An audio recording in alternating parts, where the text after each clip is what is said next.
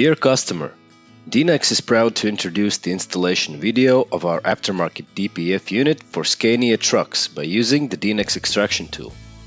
Let's start by removing the silencer from the truck. Remove the heat shields and support the silencer on a pallet lifter. Extract the silencer from the truck, disconnecting all the wiring and hardware that gets in the way, then proceed to remove the DPF cover. Carefully install the DPF extraction tool in place, then proceed to pull it from the silencer body.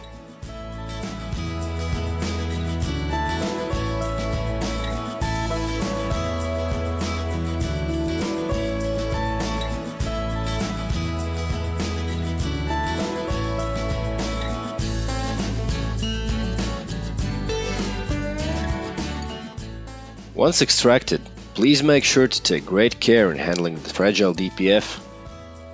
Install and position the extraction tool on the new DPF.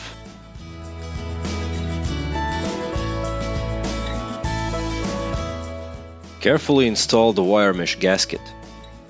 Install the new DPF into the silencer body and carefully push it in place using the extraction tool.